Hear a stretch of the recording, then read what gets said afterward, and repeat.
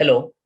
आज हम डिस्कस करेंगे क्लास 10 का exercise 3.5 pair of linear equation chapter का क्वेश्चन नंबर फोर्थ का फोर्थ पार्ट। इस क्वेश्चन में ये काफी अच्छा क्वेश्चन है। The question says place A and B are 100 kilometre apart on a highway. दो पॉइंट है हमारे पास ए एंड बी, जिनके बीच में डिस्टेंस जो है वो 100 किलोमीटर है on highway.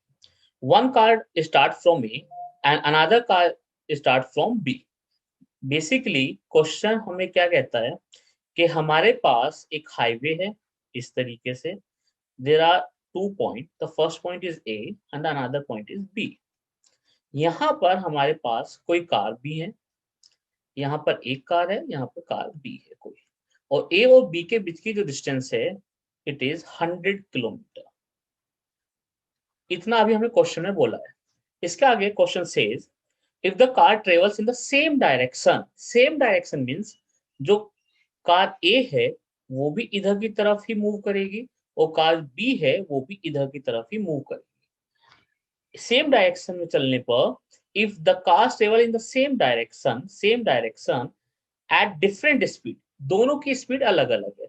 Let us assume कि जो इनकी स्पीड है वो इसकी कांस्टेंट स्पीड, यूनिफॉर्म स्पीड हम x किलोमीटर पर आवर मान लेते हैं, और जो बी पॉइंट पे एक कार है इसकी स्पीड हम y kilometre per hour assume कर लेते हैं। अब ये आगे क्वेश्चन कहता है a different speed they meet in 5 hours.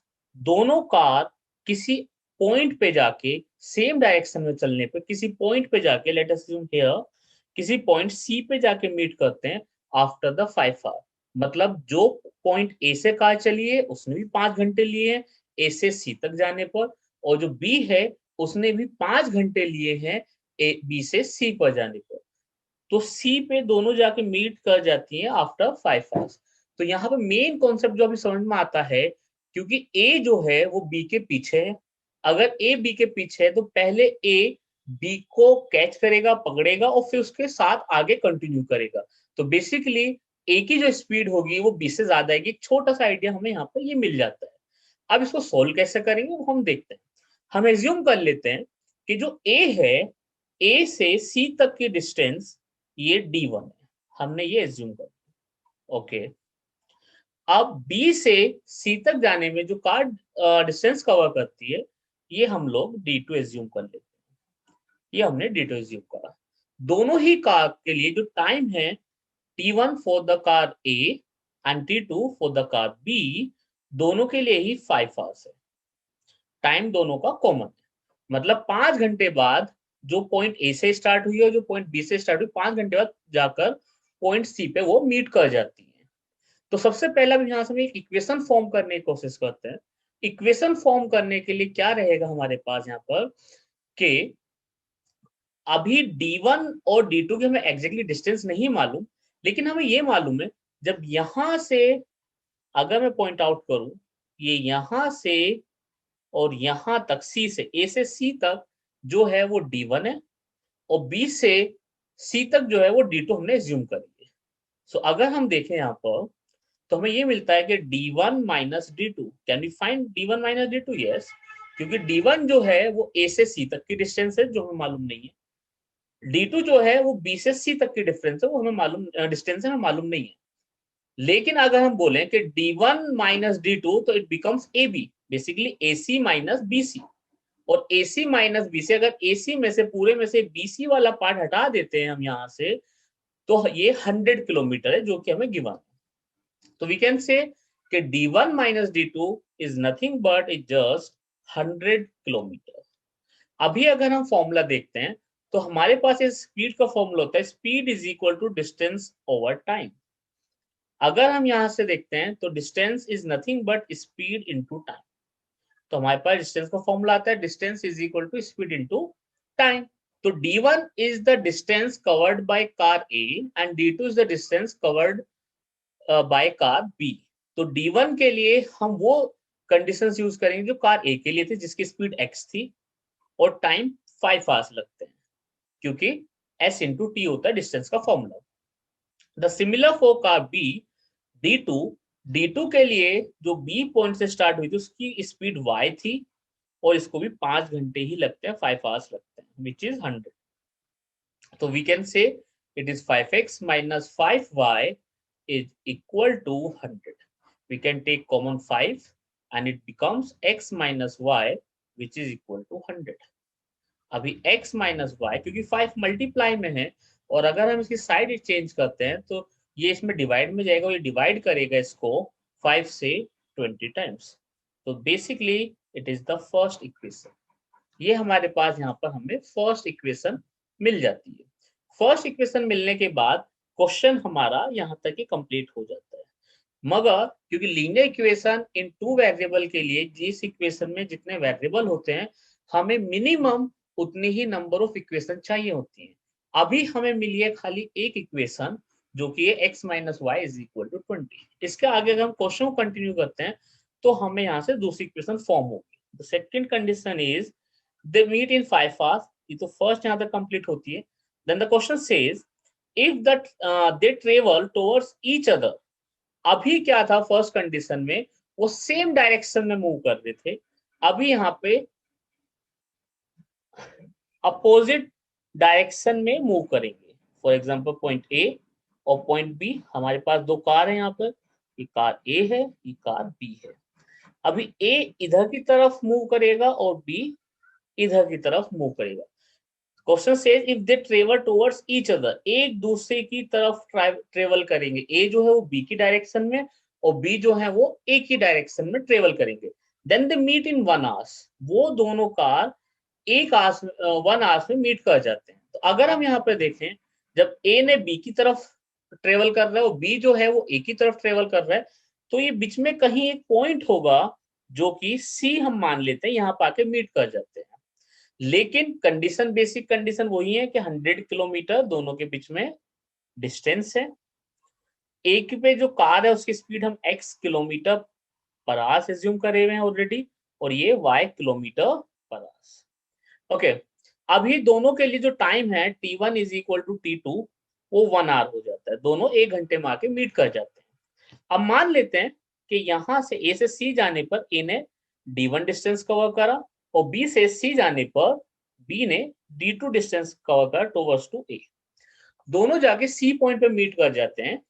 लेकिन अभी हमें पता है हमें d1 वैल्यू नहीं मालूम है, हमें d2 वैल्यू भी नहीं मालूम है. लेकिन हमें ये पता है कि distance between A and B is 100 kilometre. So according to this condition a and b is nothing but the sum of d1 plus d2, the sum of d1 and d2 which is equal to again 100. So d1 is we already derived the formula which is d is equal to s into time, speed into times, speed into times. तो a के लिए speed x थी और time जो है d1 मतलब a car के लिए वो 1 आवर है. प्लस इसी तरह जो d2 है, d2 मतलब कार b के लिए जो स्पीड थी वो y थी बट टाइम 1 आवर था, is equal to 100. And the equation becomes x plus y is equal to 100.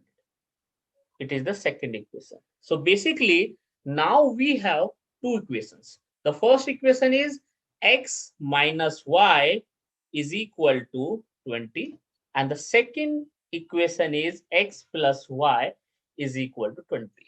अब इन्हें सोल्व करने के लिए हमारे पास 4 मेथड होते हैं. The first is graphical method, the second is elimination method, the third is substitution method and the last fourth is cross multiplication method. हम यहाँ पर अब कोई भी मेथड अप्लाई कर सकते हैं. ये थोड़ा सा हमारे क्वेश्चन पे भी डिपेंड करता है. एग्जाम में अगर ये क्वेश्चन आता है और उसमें कोई स्पेसिफिक हमें एग्जाम्पल या स्पेसिफिक मेथड का नेम गिवन है हमें कि हमें इस मेथड से करना है तो फिर हमें उस पर्टिकुलर मेथड से ही करना होता है, अदरवाइज हमारे मार्क्स डिडक्ट हो जाएंगे. बट इस क्वेश्चन में यहाँ पे कुछ नहीं गिवन तो हम कोई भी मेथड अप्लाई कर लेते हैं. सबसे इजी मेथड होता है एलिमिनेशन मेथड, तो हम यहाँ पे एलिमिनेशन मेथड ही अप्लाई करते हैं. तो using the elimination method by elimination method from the equation 1 and 2. Elimination method says कि किसी एक को एलिमिनेट करना होता है, चाहे x को एलिमिनेट करें या y को एलिमिनेट करें.